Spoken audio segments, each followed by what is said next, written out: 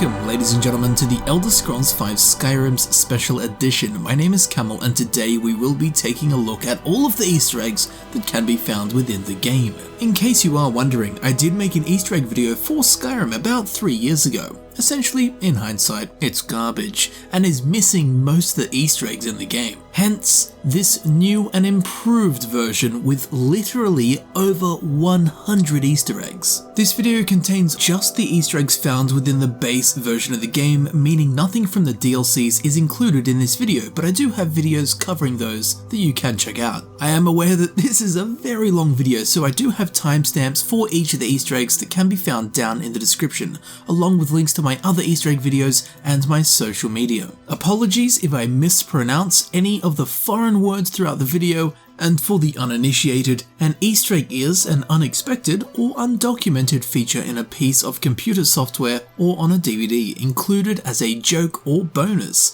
So while Easter eggs often are references to something, by definition they do not have to be. And finally, a friendly spoiler warning. But if you haven't played Skyrim by this point, a spoiler is the least of your worries. Starting out with a classic. Found just to the south of the Shrine of Periite is a small crevice created by the separation of two rocks. In here we can find a skeleton accompanied by a saber cat, which has been slain. This is a reference to one of the opening scenes in 2006's movie 300, where Leonidas leads a wolf to a narrow passage, then stabs it through the mouth with a spear. Now, because Bethesda Game Studios cut spears from the Elder Scrolls, the spear has been substituted with an axe. Unfortunately for this Leonidas, this is not Sparta, but Skyrim, and he couldn't handle it. Now, you're probably familiar with Alduin, the World Eater, of course the main antagonist of Skyrim. But did you know that Alduin is based off of a dragon from Norse mythology named the Níðhöggr, often anglicized to Nidhogg, thank the divines? It was a dragon of Niflheim that almost solely feasted upon the dead and chewed away at the roots of the world tree Yggdrasil, in turn attempting to destroy the world. Nidhogg was a symbol of death and destruction, trying to destroy what we all hold so dear, much like Alduin in Skyrim. If we head to Riften, we can find the Honorhall Orphanage. When we head inside, we will hear this.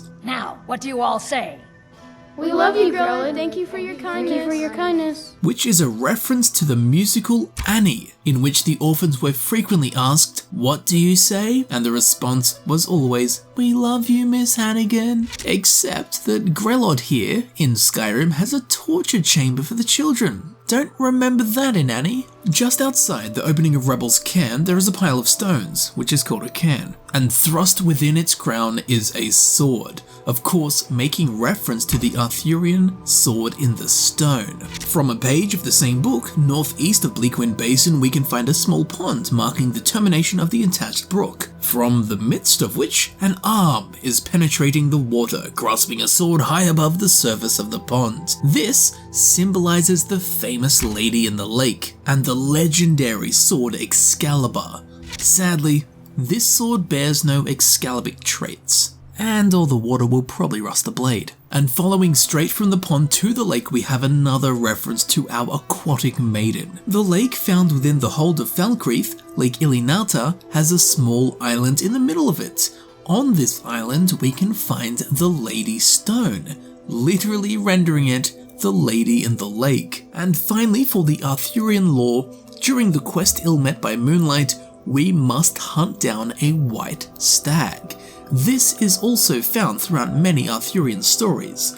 The white stag symbolizes adventure and the hunt, similarly to its symbolism in Skyrim. You see, my name is Barbas, and I have a problem I think you can help sort out. We all know and love Barbas the talking dog, but did you know he is named after one of the 72 demons listed in the Ars Goetia? Barbas is described as the great president of hell, governing 36 legions of demons. He who takes the form of a lion and answers honestly.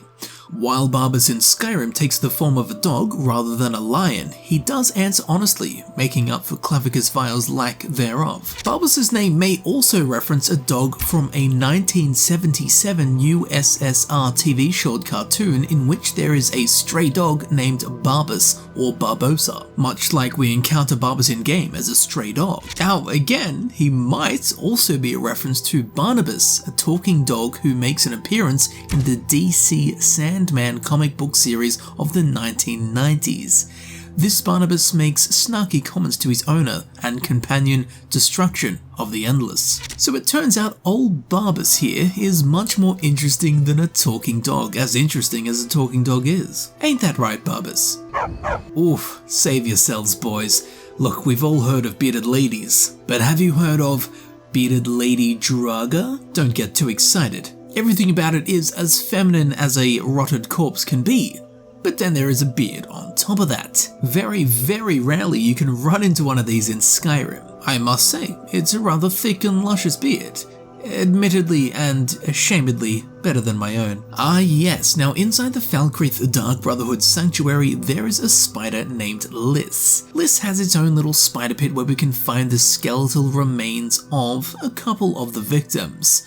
However, the really interesting part of this is the skeletal remains found within the pond. As we can see, this person was called Gaston Bellefort. Now this name is actually a three-way reference to the characters Gaston, Belle, and Fort from the classic Beauty and the Beast, which, while it was popularized by Disney, is in fact a classic French fairy tale first published in 1740. Now the home of the Greybeards, High Hrothgar, is named after Hrothgar, the real-life king of Denmark who was also a character in the epic poem Beowulf. This character, Hrothgar, also had a mead hall of his own named High Herot. Combining the two names, one is left with High Hrothgar, exactly what we have here in Skyrim. In a similar fashion, one of the Greybeards who resides at High Hrothgar in Skyrim is named Wulfgar. He takes his name from the Beowulf character Wulfgar, who travels to Hrothgar, the king of Denmark, in the Beowulf story.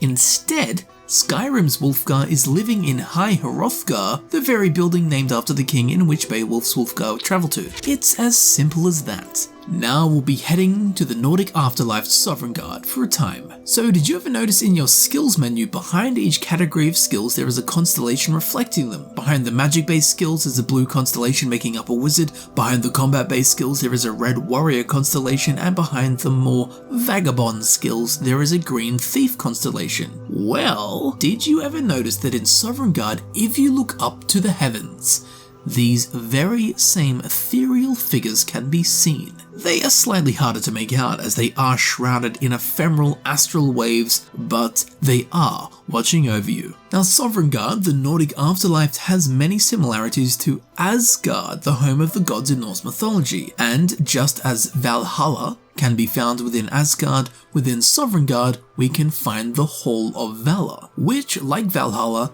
is a mead hall where the slain Nord and Norse heroes and brave warriors drink their fill and feast eternally. And while we're up here, did you ever stop to look at the statues within Sovngarde? There's something just not quite right about them. Would you be made uneasy if I told you that the statues actually turn to face you while you're not looking at them? That's why no matter where you go in Sovngarde, it always seems like the statues are staring at you. That's because they are. For example, we're at the bottom of this staircase, we can see that all of the statues are facing us. They're all facing down the stairs. Well, if we head to the top of the staircase and sit around there for about 20 seconds, by the time we turn around, the statues are either in the process of turning around or have fully turned around to be looking at us. As we can see, they're all facing up the stairs, whereas a few seconds ago they were facing down the stairs. And they will only turn when you're not looking. This is likely a homage to the infamous Weeping Angels from Doctor Who, which are solid stone statues while you stare at them, but as soon as you look away they can move freely. and come after you, which they do. While these statues in Sovngarde can't move positions, it doesn't change their unforeseen rotations to face directly at us as any less haunting. Next, we have probably one of the strangest Easter eggs in Skyrim, which can be found within Dawnstar's Museum of the Mythic Dawn. In here, amongst various other artifacts and bits and bobs, we can find a ruined page from the Mysterium Xarxes, a tool of the main antagonist from the Elder Scrolls IV Oblivion. But we can actually open the casing, and while we can't interact with the page at all, if we apply any physical damage to it, well, this. It turns into a bucket. Why this happens? No one really knows, and while there are some theories, they don't hold water, ironically. Regardless, an amazing Easter egg that most others pale in comparison to. Now before we get out of here, the guy that owns the Museum of the Mythic Dawn, Silus Vesuvius, is likely a reference to Fallout New Vegas's Silus, a captured member of Caesar's Legion. Both of them wear red uniforms, both of them have the same name, both of them unfortunately die for a cause that didn't care for them, and they also kind of look similar. And of course, while Bethesda Game Studios didn't make Fallout New Vegas, Fallout is still Bethesda's Softworks IP. There is a book in-game called Kolb the Dragon. It has been written in the distinctive style of choose-your-own-adventure story. Instead of giving you a linear story, it gives you two options. So in a sense, you can carve your own path, making different choices and determining your ultimate fate. Well, I mean, they had to put that element of the game somewhere. Now in the Dark Brotherhood questline, we will encounter an assassin named Cicero. I'm sure you're all familiar with him. But did you know that he is named after the Roman philosopher and statesman Cicero, who was a close friend of Cassius, one of the assassins of Caesar, and openly endorsed the assassination after it had passed. Assassins everywhere. But Cicero's craziness doesn't stop there. Check this out. In the Elder Scrolls IV Oblivion, after completing the arena questline and becoming the grand champion of the arena, one will be cursed with the bosman known as the Adoring Fan, an ever-annoying little wood elf with no social awareness, who actually lived on to become a meme within the gaming community. Well, check this out. In one of Cicero's journals, he states that he posed as a starstruck fan to the grand champion during the, and I quote, arena contract. And then Cicero killed the champion while in the forest. This is of course a reference to the Adoring Fan from the Elder Scrolls IV Oblivion. However, I do believe this is the developers having a laugh, rather than Cicero actually being the Adoring Fan from the Elder Scrolls IV, as he would have to be over 200 years old and also change race from Bosma, as the Adoring Fan was, to Imperial, as Cicero is. So was Cicero the Adoring Fan? No.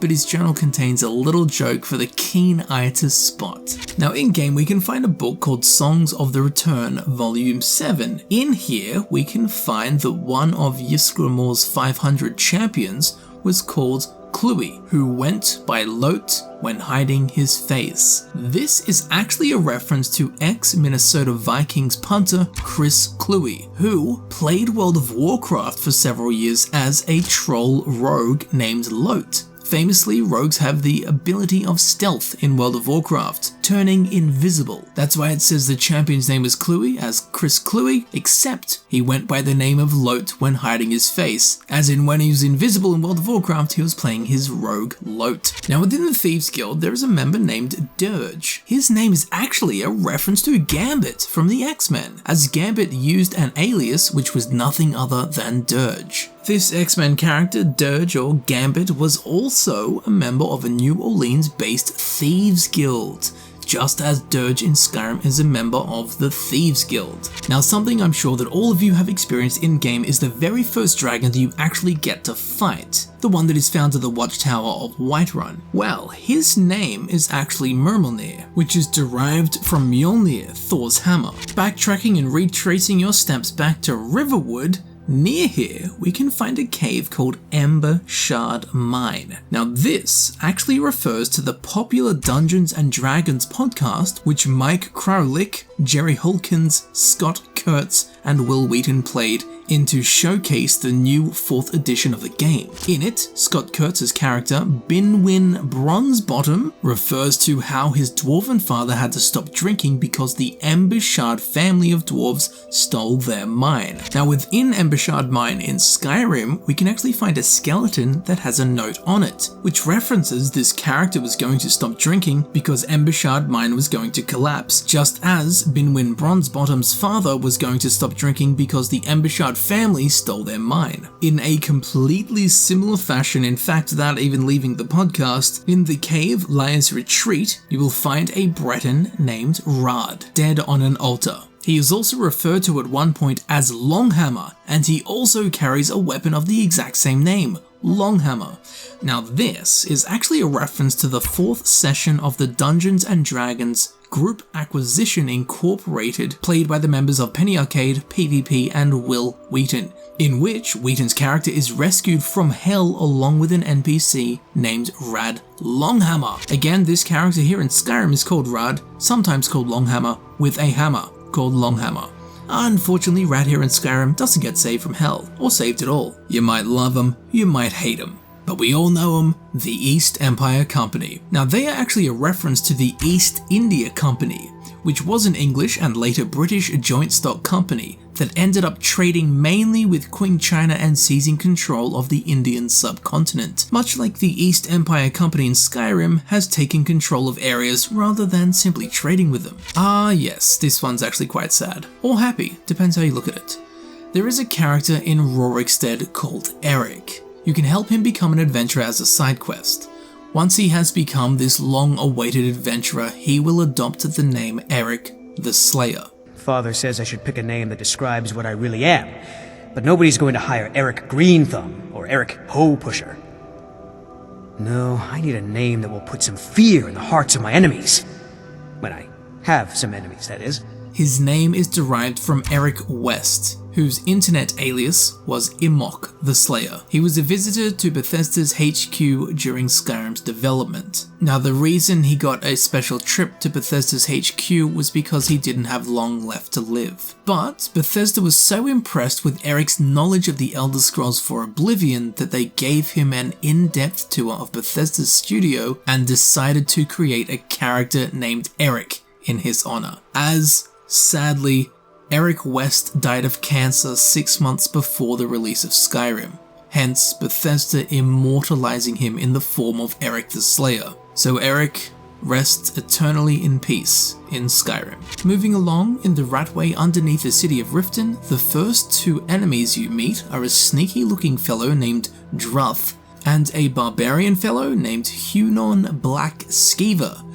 Now these 2 are actually references to the adventures of Fritz Lieber's Fafhrdir and the Grey Mouser. Druth here in Skyrim is an anagram of Fafhrdir, and Black Skeever is a play on Grey Mouser, and Hunon is an anagram of Newon, the world in which Fafhrdir and the Grey Mouser live. So there is a Dark Brotherhood member, Festus Krex. He may take his name from the Fallout New Vegas character called Festus, the robot found within the Sunset Sarsaparilla headquarters. Now while Bethesda Game Studios did not make Fallout New Vegas, they worked closely with Obsidian Entertainment during its creation, and of course, Fallout is Bethesda's IP. Also, during the quest Death Incarnate, Festus Krex can be found like this. Looks like he's a bit pinned up at the moment. In all seriousness, Festus is pinned to the tree via a number of arrows lodged through him. This imagery is a reference to Saint Sebastian, who was tied to a tree and filled with arrows during Roman Emperor Diocletian's persecution of Christians. So just as the Roman Legion did this to Saint Sebastian while wiping out Christians, the Imperial Legion has done this to Festus Krex while wiping out the Dark Brotherhood. In Skyrim, as you would imagine, someone has written a book about trolls, more specifically killing trolls. This literary work is called Troll Slaying. Now as we can see, Troll Slaying's author's name is Finn. So if we take Finn and Troll, we end up with Finn Troll, the same name as a Finnish folk metal band, Finn Troll. many of their songs also contain lyrics involving the fighting of trolls, which is of course the crux of the book in question. Now here's a damn good one. The quest titled Promises to Keep is a line taken from the poem titled Stopping by the Woods on a Snowy Evening, written by Robert Frost. Fittingly, the horse you receive once the quest has been finished is named Frost, after the author of the poem that the quest name was taken from. Even better though, during this quest you were able to get a birth certificate for the horse Frost. This mentions a horse named Sleipnir as the grandfather of Frost. Now Sleipnir is the name of the legendary 8-legged horse in Norse mythology, which famously belonged to Odin, father of Thor. Well, in Norse mythology, he was the All-Father. So a really cool Easter egg there. In fact, it's as cool as the horse you get, Frost. Yes, next we have a classic gag. Within Fort Dunstan, we can find a room that can only be described as the acting bathroom, next to which is a potion of True Shot, a potion that increases one's aim. For all of you out there who manage to still hit the toilet seat, well, this will make your accuracy better, and the lives of everyone you live with better. Now in a similar pipeline in a familiar fashion within the castle of Faldar's Tooth, where they're doing, well, you know what to the dogs. One of the lower levels we can find another bathroom type setup. Funnily enough though, we can find multiple chuckle-worthy potions, such as a fortified stamina potion, there's a potion of the warrior to help you fight that number 2, there's even a bottle of skooma if that helps, and my favourite of all, if you had something spicy the night before, there is even a resist fire potion handy to mitigate that ring sting. Now when we first enter the frozen hearth found in the city of Winterhold, the innkeeper will say this. I'm sorry, could you describe the smell? Like some horrible monster was turned inside out and then exploded. What did you do? Now this is a reference to the cult 1999 movie Galaxy Quest, in which Jason Nesmith says, "Did I just hear that animal turned inside out and then exploded?" Very similar to the one we just heard in regards to Nelkar's experiments.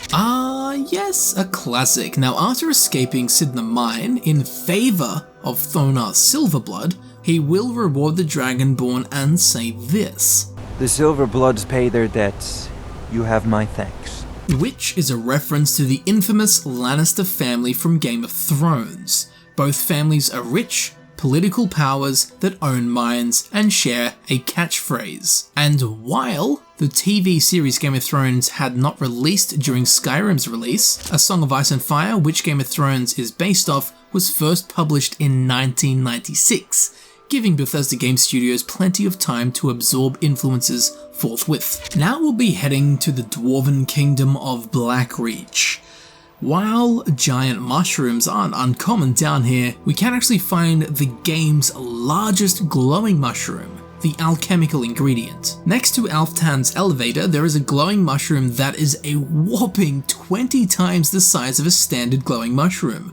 For scale, here is the player character standing next to this gigantic fungi. Now don't be mistaken, that giant fungal spore isn't my personality, that is in fact a giant glowing mushroom. It is also harvestable like a normal glowing mushroom, however it's too high up to be reached, just like my dreams and aspirations. And while not giant, in the cave of Pure Water Run we can find the only known root in game that is double the size of a normal one. And while we did cover the giant known roots in the Dragonborn Easter egg video, this one is unique to the vanilla game and the largest found in the base game of Skyrim. Now in Solitude there is a brother and a sister, Gisli and Erika. It is likely that they are named after 2 of the 3 brothers from an old Icelandic tale named Gisli, Erika and Helgi. It's possible that Gisli and Erika were named in their memory and there may have originally supposed to have been a 3rd sibling, Helgi. Unfortunately this Helgi doesn't make an appearance in game. Oh, now this one's cool. In Shalabor's maze, found within Labyrinthian, opening one of the shutters within the maze reveals a severed head with a gold coin in its mouth. This is actually making reference to Charon's obol, the ancient Greek and Roman custom of placing a coin in the mouth of the deceased prior to burial. This was done so the dead had payment for the ferryman at the river Styx. As Charon was the ferryman, and an obol was the coin, coming together for Charon's obol. Labyrinths are also famously used in Greek mythology as the home of the feared Minotaur, so a fitting location to find such a historical Greek reference. You probably figured this one out, but the Daedric quest, A Night to Remember, is a homage to the 2009 movie The Hangover. For this quest, you participate in a drinking competition with Sam Guavine, who turns out to be the Daedric Prince Sanguine. But when you wake up, you must retrace your steps of the night before in a wake of drunken tomfoolery, searching for your drinking buddy Sam. A plot relatively identical to the movie The Hangover. Now, during this quest, you marry the Hagraven Moira. It was rumoured that when you ask for the wedding ring back, she will refer to the ring as my precious and attack you, mimicking dialogue, physical attributes, and actions of Gollum from Lord of the Rings. Hate to break it to you all, trust me, I am as upset as you, but sadly none of this is true. I even went as far as to extract and sift through the game audio files, only to discover that this Easter egg is fake and does not exist. That line of dialogue does not exist in the game. However, when you do ask for the ring back from Moira, she will say this. What? You want it for that hussy Esmeralda with the dark feathers, don't you? I won't let her have you.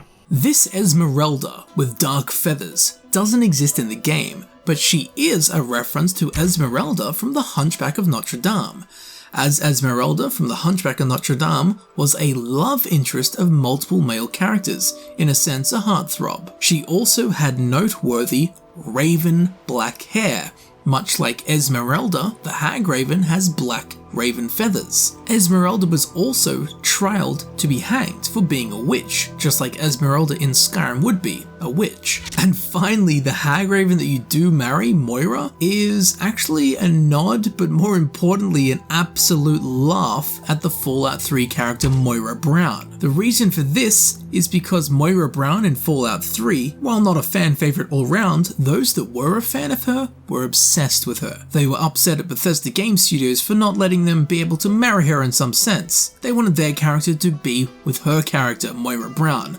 Well, guess what, Moira fans? You got it. In Skyrim, you got to marry Moira. Not what you expected, was it? Just like my first. Actually, don't worry. Oh, now between moons on dark nights, a spectral figure that you have to wait for 4 hours to turn up can be observed riding on the road through Whiterun, terminating at Hamvir's Rest. This is the Headless Horseman, and while explained in the game as Ragnar the Red, the concept of the Headless Horseman comes from the book The Legend of Sleepy Hollow, published in 1820 by author Washington Irving, in which, of course, is the infamous Headless Horseman. And again, in-game, this particular Headless Horseman is believed to be Ragnar the Red, a character in popular folk songs around Skyrim. Now in Riften you can run into an Argonian called From Deepest Fathoms. She will hand over to you an object that has brought her great suffering. This is a Dwemer lexicon. As we can see, the lexicon is based off of the Lament configuration, or Lamekhan's box from the Hellraiser series. Both boxes share similar patterns and physical attributes, and both boxes also curse the wielders with hellish experiences. And if you haven't already, you should definitely watch Hellraiser. Ah yes, now there is a miscellaneous and unlisted quest objective to become the Thane of a certain or all holds. In the game files, the quest is labelled as making friends and influencing people. This is a reference to Dale Carnegie's best-selling self-help book titled How to Win Friends and Influence People, first published in 1936. Within the Silverblood Inn found within the city of Markarth, there is a man named Hrien who will say this. My father Klepper is the one you want to talk to. I just clean up. Now this is particularly ironic because in Icelandic his name means clean, which is exactly what he does within the inn. He cleans. And speaking of inns, if we head to the Winking Skeever in Skyrim's capital city of Solitude, in here we can find a sellsword named Belrand, which you can hire as a follower. Sometimes when exploring caves, he can be heard saying this. When I was a boy, My friends and I used to play Seek the Wampus in caves much like this. Which is a reference to the classic computer game Hunt the Wampus, which first released back in 1972. While Hunt the Wampus received later and updated releases, its original version is so old in fact that the game was purely text-based, with nothing on screen but text. And I mean, people say Morrowind had bad graphics. If we head to the home of the Companions found in Whiterun and speak to Athos about why he joined the Companions, he will respond as such. Fortune and glory, friend. Fortune and glory. This is of course a famous line from the Indiana Jones and the Temple of Doom, in which Indy drops the famous line, "Fortune and glory, kid. Fortune and glory." Going back to the Dark Brotherhood Sanctuary, there is a vampire named Babette. She's a homage to Anne Rice's 1976 novel, Interview with a Vampire. As in that book, Babette is the name of the protagonist's first love interest. However, Skyrim's Babette being trapped in the body of a young girl is actually a reference to another character from the book called Claudia, the protagonist's daughter, who is actually over 70 years old but is trapped in the body of a 5-year-old, just like Babette here in Skyrim. Taking the phrase ankle biter to a whole new level, the leader of the Thieves Guild, the rascally racketeer himself, Mercer Frey, says, "Then the die is cast, and once again my blade will taste nightingale blood," before he engages you in combat during the quest Blind Sighted. This is a reference to Julius Caesar's quote when he crossed the Rubicon and started a civil war, similarly to what Mercer is doing in-game. But before we go, this scene that we see the second we walk in has been modelled off the player's handbook of Advanced Dungeons and Dragons. The cover features two thief-like characters that are attempting to remove a large gemstone in the right eye socket of a large humanoid statue, essentially identical to what we see here in Skyrim. Ah, more metal! During the quest Darkness Returns, you may find a book titled Nidstrom's Journal, detailing a plot by two individuals to try and infiltrate the dungeon and its priests. The two characters in question are Nystrom and Anders, a reference to Anders Nystrom, the guitarist and songwriter from Swedish metal band Katatonia. In the last paragraph of Nidstrom's journal, we have, he mumbled some nonsensical phrases like night is the new day, and how he was the ghost of the sun. I have no idea what these cryptic sentiments mean, but hopefully during tomorrow's ritual, Anders and I put everything we've learnt to the test. In here are multiple references to Katatonia's albums and songs, and while I'm completely unfamiliar with the work, I'm sure one of you out there is thoroughly enjoying this, and it's making you catatonic. Climbing on through the list, in the town of Ivarstead there is a chap named Klimek. His name refers to the German verb erklimmen, which means to climb up in something, and also the Dutch verb klimmen, which means to climb. Entirely fitting, as Klimek here in Skyrim does just that. He climbs up to High Hrothgar to deliver goods to the Greybeards, another poor soul in Skyrim named after what they do. In my next life, I will be called Awful Pun, but in a similar namely fashion, the leader of the Companions, the Circle, and the old wise werewolf Kodlak Whitemane. He takes his name from the word Vudkolak, or Vlokodlak, which means werewolf in many Slavic languages: Bosnian, Croatian, Czech, Serbian, Slovak, Slovenian, Montenegrin, etc. The suffix dalak is also used in Czech as a suffix for another shape-shifting fantasy creature, just as the case with Kodlak Whitemane, as he is a werewolf. Two other members of the Companions have similar names, as Farkas means wolf in Hungarian, and his brother's name, Vilkas, also means wolf in Lithuanian. Entirely appropriate, given they are both werewolves. Ah, fan favourite. Jumping on forward, there is a location known as Bard's Leap Summit. One can walk out onto the planks and leap off the edge into a pool of water and be met by a ghost of a bard. This Bard's Leap is thought to be a reference to the Assassin's Creed Leap of Faith, which is a leap made from a dangerously high location and often off protruding planks of wood, greatly resembling the very ones found here. Now the stone structure at the top is also said to resemble the Assassin's Creed logo. I've never been entirely convinced of this, but then again it is up to each of us to decide what is and is not an Easter egg. And I do know that this is definitely a fan favourite. Oh yes, get excited, because now we're moving into Lord of the Rings territory. Firstly, the city of Whiterun greatly resembles Edoras, the capital city of Rohan. Both cities are built atop a bluff, with the palace at the top of the hill. Whiterun also bears a horse on its banner, the same as Rohan's. Within this very same city, Whiterun, there is a legendary tree named the Gildgreen. This is modelled off of the White Tree of Gondor.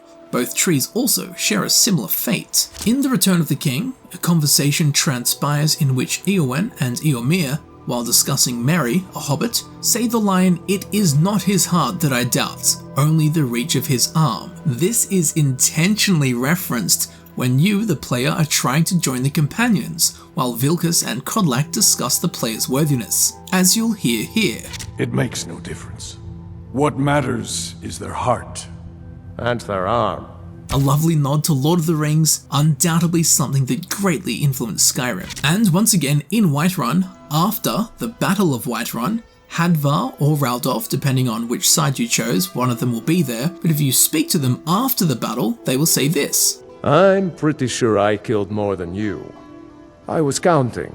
Now, I mean, come on, we all know what this is. This is a direct reference to the ongoing competition between Gimli the dwarf and Legolas the elf throughout the Lord of the Rings series, where, of course, both of them count and compare how many enemies each of them has slain during any given battle. Back down underground, within the ancient subterranean Dwemer city of Blackreach, there is an interior cell named the War Quarters.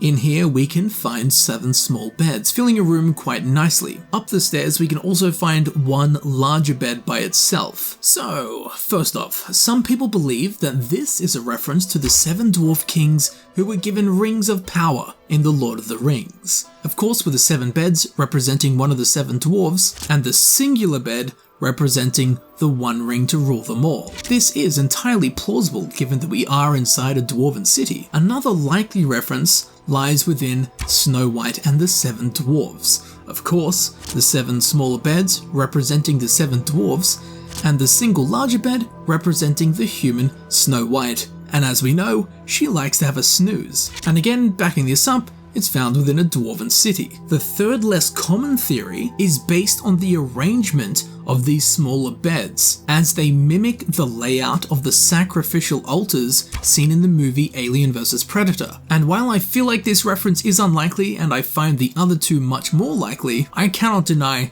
that these beds in here definitely do resemble the formation of the sacrificial altars in Alien vs Predator. But of course it is open to each of our interpretations. And of course, one of my favourites, in the ancient underground metropolis of Blackreach, there are many things to catch your eye, but one thing that you can see from pretty much anywhere in Blackreach is the giant orb hanging from the ceiling. This can be spotted easily by its huge size and its contrasting orange glow compared to the blue theme of Blackreach. And while you may know that the orb exists, did you know this? Force roll!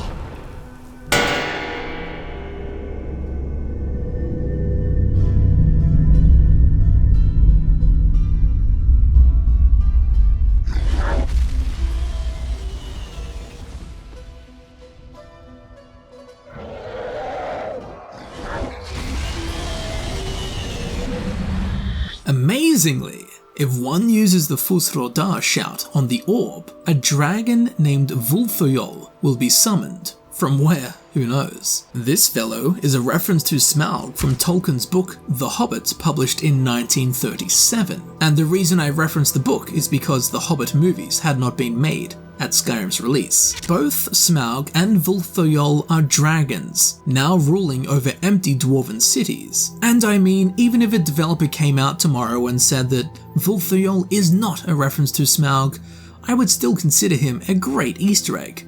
I mean, who thinks to shout at the orb? That would be completely out of the ordinary. And finally, for the Lord of the Rings, inside the Nordic ruin Angervund, before heading down the secret staircase, if we take a moment and look behind the pillar, we'll find an open treasure chest. Now already this is strange, how often do we see an open treasure chest? Inside it, we can find a severed hand, a broken sword, and a golden ring.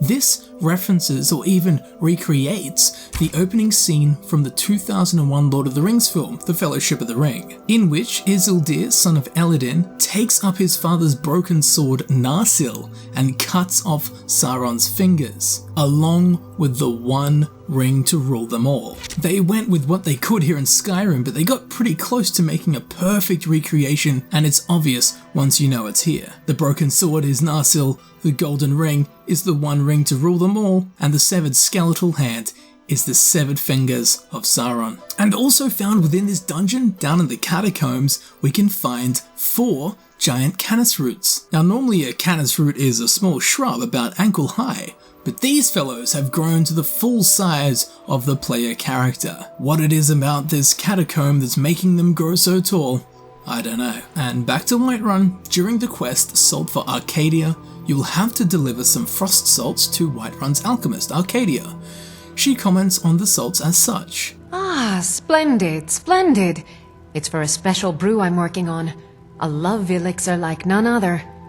Maybe I'll test it on Farengar first. This is a nod to the 1992 movie Love Potion No. 9, where the love potion turned out to be concentrated salt, the exact same ingredient used in Arcadia's love potion. I'm sure you've all run into this guy, Mjolnir the Liar, the reoccurring character whose comments are references to events and features of the game, both new and removed, jokes, Easter eggs. While I must admit he has become less fourth wall breaking here in Skyrim, classically like in Morrowind, Mjolnir acts as a direct conduit between the developers and the player, addressing issues such as multiplayer. However, Skyrim's version of Mjolnir is much more tame. He's been house trained. He would just throw out funny little lines from now and then, most of which are based off old Elder Scrolls memes. Now, there is a woman that can randomly be encountered while out and about, provided you have finished Sheogorath's Daedric quest, as this mad woman is a follower of Sheogorath and will even ask you to use the Wabberjack on her. However, interestingly, she carries a pair of tongs.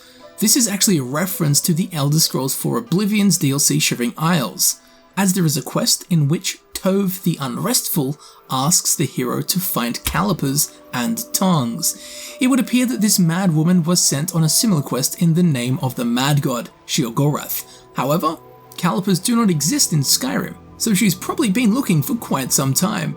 Let's be honest, she probably wants Alduin to end the world and finally finish her quest for calipers. Now east of Frost Flow Lighthouse, frozen into the side of a glacier, we can find a mammoth, likely making reference to the very rare real-life occurrence in which a frozen mammoth is found. But this mammoth in-game is actually filled with arrows and ballista bolts, which appear to be of dwarven origin, hinting that the Dwemer may have killed this very beast. The last thing this mammoth knew was the fury of the Dwemer. And speaking of mammoths, have you ever just taken a couple of minutes out of your day to inspect the back of a mammoth skull? No? Well, we're about to. Only after a few seconds of inspection, we will notice that the back of a mammoth skull sure looks similar to Darth Vader's helmet from the Star Wars franchise. And to be completely honest, I have no idea if this was intentional. However, it is undeniable. While it is probably just what the back of a mammoth skull looks like, it really does look like it's going to tell me it's my father. Star Wars Easter egg mere coincidence?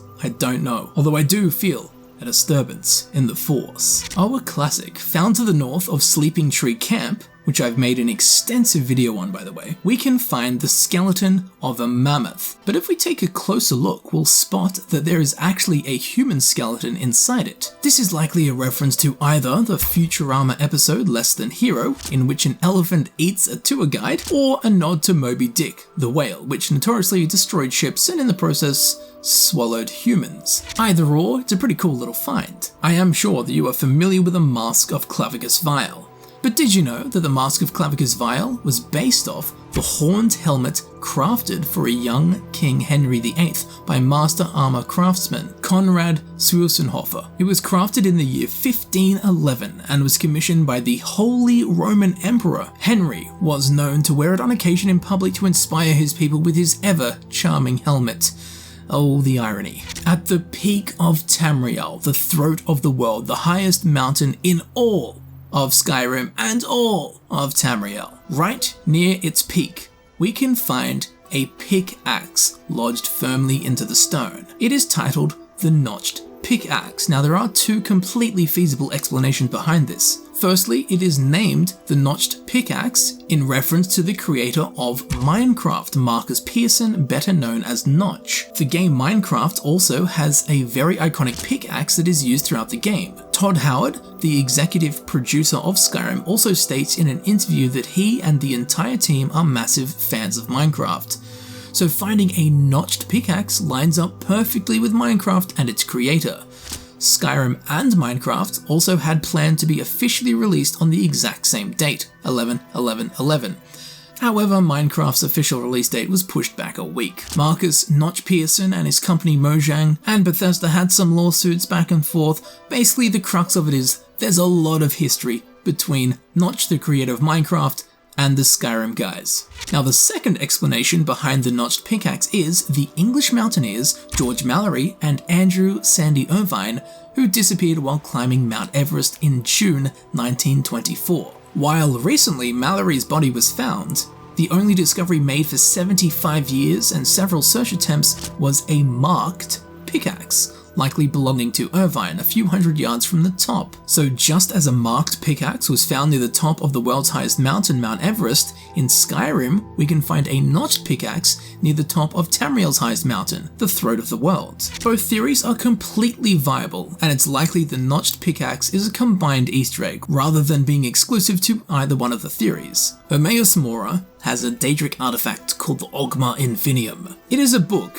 within which elaborate and esoteric symbols can be found. Now, here on the right page, we can actually find the ancient Icelandic symbol known as a Vegvisir, a magical stave intended to help the bearer find their way through rough weather. Why it's in the Oghma Infinium? Probably because it looks cool. However, on the other page of the book, we have this symbol, which some have likened to the top-down view of the College of Winterhold. And while I must admit they do look quite similar, it's not as similar as this. Would you look at that? The Oghma Infinium and the top-down view of the Imperial City in Cyrodiil match up perfectly. Whether either of these similarities was intentional, who knows, but they are undeniable, especially the Imperial City one. But for now, we'll want to head to the ancient Dwemer city of Markarth. Once here, inside Endon's house, we can find a shelf at the back of his bedroom. On the bottom shelf, sliced goat cheese, a slaughterfish egg, a row of garlic, and some glow dust are arranged to look like a scene from Pac-Man. In this case, the goat's cheese and slaughterfish egg are Pac-Man, the garlics are Pac-Dots or pellets, and the glow dust is either a power pellet, fruit, or a ghost. But regardless of specifics, it's an awesome Easter egg. While also in Markarth, during the Daedric quest, the House of Horrors, at one point, the house will appear to become possessed with the power of Molag Bal. Similarly to the 1982 movie Poltergeist, the chairs on the table will take on a haunting formation, letting you know the supernatural have been present. This chair formation has of course been influenced from the chair formation found within the movie. Tooting our flute all the way through the Easter egg list, during the quest Dampened Spirits, we will encounter a man named Hamelin, who has a trained army of skeevers at his disposal. Now, Hamelin is likely a reference to the Ratman's Notebook, a story that inspired the 1971 movie Willard, where a social outcast befriends and trains rats to exact revenge against his colleagues. However, the name Hamelin is an allusion to the Pied Piper of Hamelin, who famously removed all of the rats from the town of Hamelin. But after not being paid, the Pied Piper then led the children away just like the rats he got rid of. So this Hamelin is a double Easter egg tied into one, with common themes running through both rodent nests. South of Windhelm, there is a tavern called the Braidwood Inn. Its name is an Easter egg and refers to a motel in Braidwood Illinois, from the comedy movie Planes, Trains, and Automobiles, starring Steve Martin and John Candy. In Skyrim's capital city, Solitude, along with gorgeous views, we can find the Bard's College, a school for bards, where they learn the instruments and songs of Skyrim. Now, there is a collection of texts sought after and revered by the Bard's College called the Poetic Edda. This name actually comes directly from Norse mythology, or not even mythology, but in Old Norse culture, as in real life there is a mass collective of Norse legends and tales that together are called the Poetic Edda, or Poetic Eddas, exactly the same as what we find here in Skyrim. Now, also here in the Bard's College, there is a character named Aya Aria. Her name is a play on the musical term aria, which means melody or tune. Specifically in operas, it is an elaborate melody accompanied by one single voice. Bards of Skyrim seem to only perform as a solo act with one instrument, so given she's a bard in Skyrim, she actually does exactly what her name means. Ascending on through to Skyrim's main quest, we'll be sent to the Nordic ruin of Skaldafin to gain access to the portal leading to Sovngarde, the Nordic afterlife. Now, the name Skaldafin is a reference to Skald the Norn. In Norse mythology, the Norns dictated the destinies of gods and men, just like me. In poems, Skald is also referred to as a Valkyrie, one who chooses who will die and who will live in battle. These Valkyrie then take the slain warriors to Valhalla, which is very similar to the Hall of Valor in Skyrim that we explored earlier on in the video. It's entirely fitting, as this Nordic ruin of Skaldafin acts in the same way as a Valkyrie does in Norse mythology, taking people to the afterlife with its portal. Speaking of portals, and speaking of Skaldafin, this may be my favourite Easter egg in Skyrim, except for the last Easter egg in this video. So, in Skaldafin, just before you exit and go through the portal to Sovngarde, there is a room off to the right that no one would ever walk into. In this room, there is a fireplace. And just like in Game of Thrones and The Lord of Light, if you stare into the flames long enough, you will see something. A Wiggles song perhaps. Hot potato, hot potato, hot potato. A potato, a boiled cream tart, and 5 pieces of charcoal, hidden at the back of the glowing embers of this fire in the fireplace in a room that no one would ever walk into. What a strange thing. Well, with a bit of research, one would discover that this potato and its accompanying parts resemble Portal 2's character GLaDOS in her potato battery form. I personally am thoroughly impressed with this Easter egg. It's well hidden, it's got a lot of effort put into it, and it's an awesome reference. Who made this, or even who found this? To be honest, you would need a portal to find it. Undoubtedly an amazing Easter egg viewed by so few. Well, hopefully this video will change that. During combat, one may hear Brynjolf exclaim this. So, it's to the pain then. This is a reference to Wesley's famous threat to Prince Humperdinck in The Princess Bride. I won't go into too much detail, but Prince Humperdinck says let's fight to the death, and Wesley says no, let's fight to the pain, and then goes on to explain that the pain is much worse than death. An absolute classic if you've seen the movie. Now, up in the mountains behind Helgen, there is a cave named South Fringe Sanctum. Here, we can find a red fox in a cage, or not in a cage, as often is the case. This little fella is called Pumpkin. Now, Pumpkin here is actually a reference to Pumpkin, a pet mole rat that can be found in Fallout 3, who, by the way, was a reference to the dog found in the Elder Scrolls 4 Oblivion called Pumpkin, who, for some reason, is listed as an honorary knight of the Knights of the Thorn. In a strangely similar fashion, Pumpkin here in Skyrim is listed under the Necromancers faction. Is this a Halloween Easter egg? A Necromancer fox called Pumpkin? Nonetheless, it's cool to see Pumpkin live on through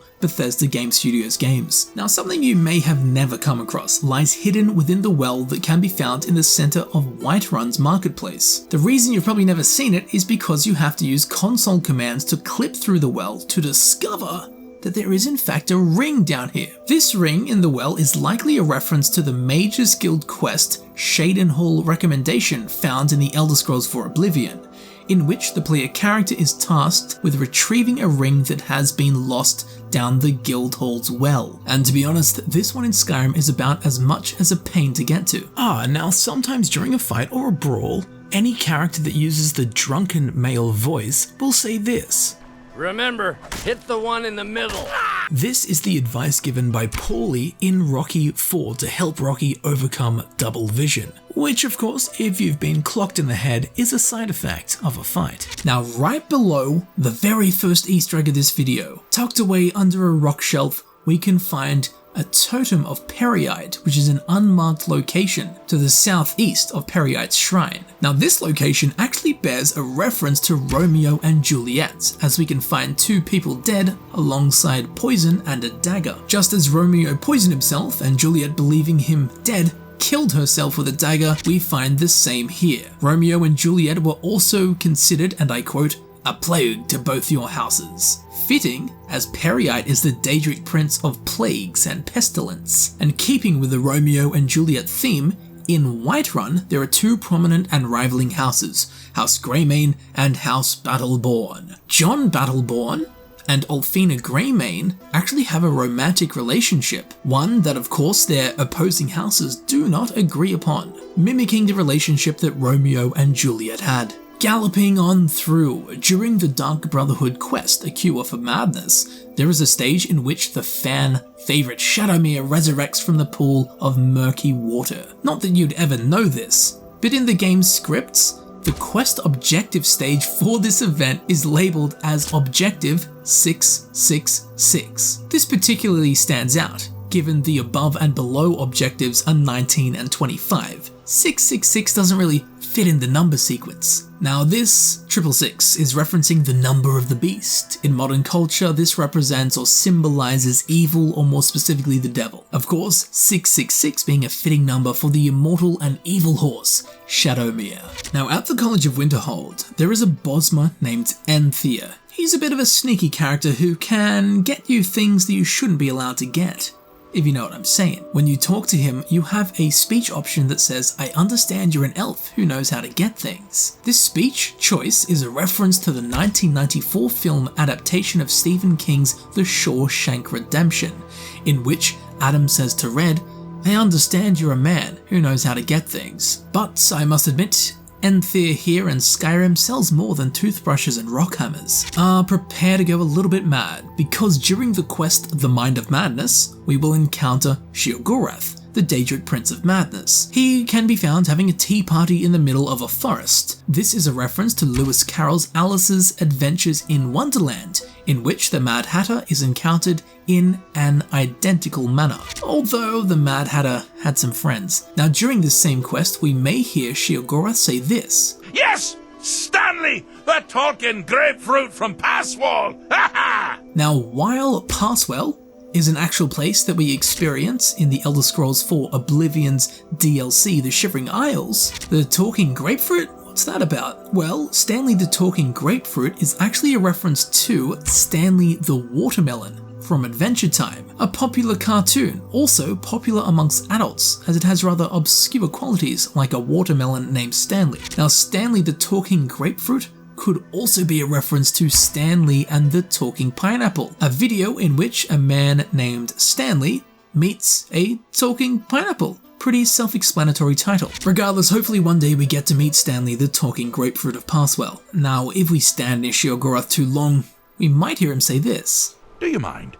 I'm busy doing the fish stick. It's a very delicate state of mind. This is a reference to the fishy stick meme, which began on Bethesda's official forums and went on to become a running gag in the Elder Scrolls games. We can even see it referenced in Morrowind's Easter egg video. And while in this Mind of Madness, we will witness Plagueis's confidence and anger manifest as actual beings which will fight each other. This conflict of emotions, symbolized as physical beings, is actually a reference to the Red Dwarf episode, Confidence and Paranoia, in which Dave Lister's confidence and paranoia are manifest into human form due to a mutated space disease, during which time his confidence and paranoia strive to undermine each other and eventually end up destroying one another, much like Pelagius's confidence and anger are doing here in Skyrim. Within the frozen Dwemer city of Alftan, near the entrance, we can find a cat named Jadar. Upon spotting the Dragonborn, he will say this. Who is this, brother? Another of the smooth skins looking for food? He will call you, the player character, a Smoothskin, even if you're Argonian and even if you are a Khajiit. Now this is a reference to Bethesda's Fallout games, in which the irradiated, hideously mutated humans called ghouls refer to normal humans as Smoothskins, just like Jadar does here in Skyrim. Now Lucien Lechance does make a return in Skyrim in the form of the Spectral Assassin, and he can be heard saying this: I live again. Which is a direct reference to the 1992 film Army of Darkness, in which the evil Ash is resurrected and says the exact same line in the exact same ominous fashion. He also says something else Star Wars related, which we'll get onto in a minute. But for now, Star Trek. In the village of Ivarstead, there is a woman named Temba Widearm. Her name is a reference to the Star Trek The Next Generation episode Darmok, where one of the often repeated phrases throughout the episode is Temba, his arms wide. This phrase has been reduced down to Temba Widearm, the character's name here in Skyrim. We can also find a book called Great Harbingers. Sirok the Lofty is listed as the first harbinger of the companions to be an outsider. This name alludes to Sirok Lofton, the actor that played Jake Sisko in the television series Star Trek Deep Space Nine, which is actually a damn good show. And following along, at the College of Winterhold, specifically inside the Arcanium, if we speak to the Ozma librarian, Urag Gro Shub, he can be heard saying this: But at the same time, all of it is true. Even the falsehoods. Especially the falsehoods. It's a bit complex, but this is a homage to an exchange between Garak and Bashir in Star Trek Deep Space Nine, in which Bashir asks which stories were true and which ones weren't, to which Garak responds, "My dear doctor, they're all true. Even the lies? Especially the lies." While not an exact quote, Urag Gro Shub definitely goes suspiciously out of his way to make it sound like that line of dialogue. Ba-ba-ba-ba-ba. Inside of Bleak Coast Cave, there is a skeleton hanging upside down from the ceiling. Below the skeleton is a glowing sword. This is of course a reference, a classic reference, to Star Wars Episode 5 The Empire Strikes Back, when Luke Skywalker was caught on Hoth and hung from the cavern's ceiling. There is also a frost troll that roams these halls, which takes place of the infamous Wamba. And of course, the glowing blue sword takes place of Luke's lightsaber. Sadly, it looks like this version of Luke got cold feet, didn't use the Force, or have their handy telekinesis spell. A severe case of the cold shoulder. As mentioned a minute ago, if you travel with the ghost of Lucien Lechance in the form of the Spectral Assassin, he will sometimes say this: There is a disturbance in the void. Which is very similar to the phrase, "I feel a great disturbance in the Force." Of course, from the Star Wars movies, which is often said by Force wielders. Inside of Frostfruit Inn, found in the township of Rorikstead, that same chap that we met earlier on in the video, Eric, before becoming an adventurer, we can hear him begging his father, "Please, please let me be an adventurer," to which his father replies with this: The only thing I'm afraid of is wasting my life on this farm. Yes, that's your mother's side of the family talking. Just stay on for one more season, that's all I ask. Now this line of dialogue is a reference to Uncle Owen's conversation with Luke in Star Wars Episode 4 A New Hope. And grabbing this next one by the horns, when we come across this bridge within the Reach, if it is your first time visiting the location, we will notice two goats on the bridge. And if we get a bit closer, we can witness them running off the bridge, and then a third goat will join them from a path leading down to the water. If we have a look where that third goat came from, we can see something strange underneath the bridge. It is in fact the dead body of a troll. A bridge, three goats, a dead troll. This is of course a reference to the fairy tale, Three Billy Goats Gruff, where a troll is defeated by a trio of goats. As under the very same bridge we can find the dead troll. A similar Easter egg was found in my Elder Scrolls 4 Oblivion's Easter egg video with a suicidal troll. But you'll know what I'm talking about if you've seen it. Now back to Sovngarde real quick.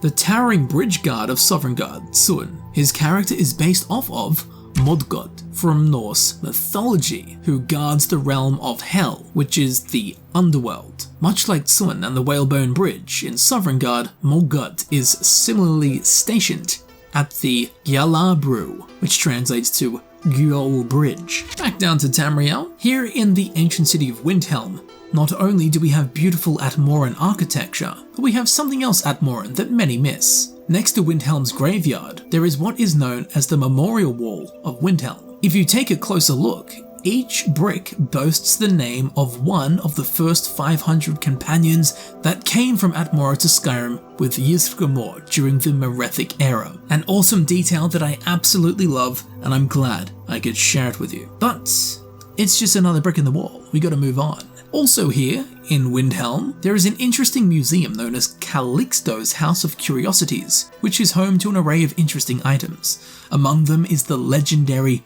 Book of Fate, that when read is completely blank, proving my point that fate doesn't exist. There's also the mythological cutlery, the soup spoon of the Atmoran hero Níðhöggr, and it's actually a fork. What's next? Vivek's soup chopsticks? And written in a similar ink to the Book of Fate, just inside the location, White River Watch, Ulfr the Blind sits reading his favourite book. Again, that's Ulfr the Blind. So, given he's blind, his book not only lacks pictures, but lacks words too. I mean, a book without pictures is something, but a book without words? Come on. I guess he's trying to figure out what his fate is. Oh, now this is a good one. The blacksmith in Whiterun. I'm sure we're all familiar with him, we've been here a billion times. Ulfberht Warbear. Well, he actually takes his name from the Ulfberht swords. These were a high quality, you could call it brand of swordmen in Scandinavia during the Viking Age. Swords dating between the 9th and 11th century were found stamped with this name, likely the name of the smith that made them. So, in an ever-fitting fashion, the smith of Whiterun, Ulfberht, has taken his name from a famous ancient Viking blacksmith brand, Ulfberht. Oh, another good one that no one knows. While you learn the first whirlwind sprint shout from the Greybeards, when you encounter the word wall containing the second whirlwind sprint shout word, there is a hidden Easter egg in the dragon text, which reads as Non vul bron daman da rot dolfin for dis broma oblivion lust nid named spanvadin bane. From Doverzul to English, this translates to, Noble Nord, remember these words of the Whorefather. Oblivion hath no fury like a shield maiden scorned. This is a play on the adage, Hell hath no fury like a woman scorned, which was coined by William Congreve in his play The Morning Bride, first published all the way back in 1703. I will also add that this Hell hath no fury like a woman scorned is actually a misquote, as the line from the original text reads as, Heaven has no rage like love turned to hatred, nor hell a fury like a woman scorned. So while the popular quote is actually a misquote, the gist remains the same, along with the word wall Easter egg. And speaking of Williams, when we enter the first hall of Swindler's Den, there is a practice dummy with a red apple perched atop its head. This is a reference to the Swiss story of William Tell, who had to shoot an apple off of his own son's head. Risky business. Well, I suppose it depends what your son's like. It would be tough if he was the apple of your eye. Penultimately, during the quest Proving Honor, the companion Farkas says this. Not everyone, but all the circle are. It's a secret to everybody. While it makes perfect sense within the context of what just happened, it's a secret to everybody is a phrase popularized by the Legend of Zelda video games, and it is now used widely within gaming communities, though few know of its origin, funnily enough. Originally, this line came from the secret Moblin from 1986's The Legend of Zelda. And this last one's gonna bug you. Finally, because you've all been so good in watching this video, a special treat for you. It may bring relief to some and frustration to others. Regardless, it is the truth. The infamous bugs in jars. Just to get everyone caught up to speed here, around Skyrim one can find 5 different bugs in jars. While these are cool and collectible, the inside of each jar lid has several letters or symbols on them. That's it. No explanation, no quests attached, just a mystery. Because of this, there are entire websites devoted to cracking the bug codes of Skyrim.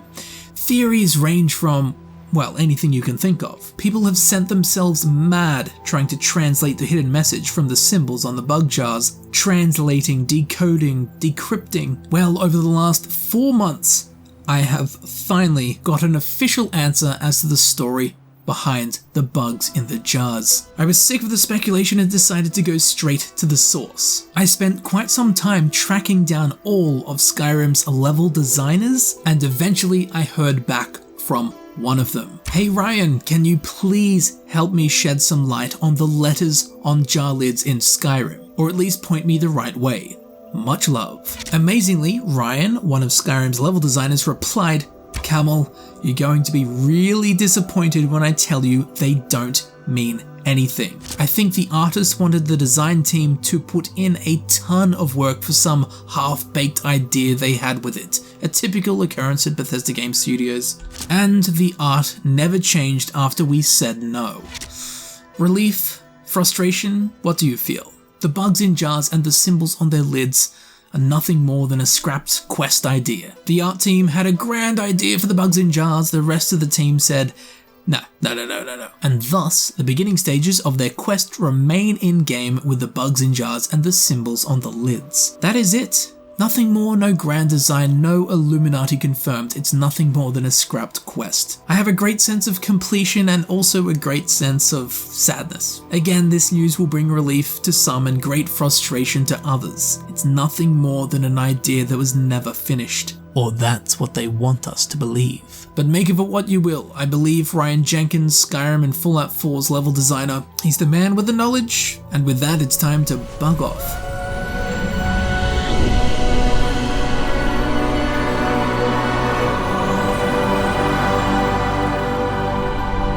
And there you have it, ladies and gentlemen. I've been Camel, and this has been my final Easter egg video for Skyrim. I do hope you thoroughly enjoyed it and learnt something new about the game that we all love and cherish. Please share this video with your friends so they can experience the full depth of Skyrim's Easter eggs. Please leave a like, leave a comment if you'd like to see more videos like this one, and subscribe. It helps me know that people are interested in these kind of videos and in the long run will result in more of them. Other Easter egg video links can be found in the description. Down there are also links to my social media. Be sure to follow me on Twitter, and if you'd like to support the channel in a more personal way, you can become a heroic patron on Patreon. As I'm sure you know, all of my time and energy goes into making these videos that I create for you to enjoy, so your support is most appreciated and welcomed in any and all forms. So feel free to check out the playlist on screen. Thank you very much for watching, thank you for supporting the channel, and I will see you very shortly in the next video. I'll see you there soon.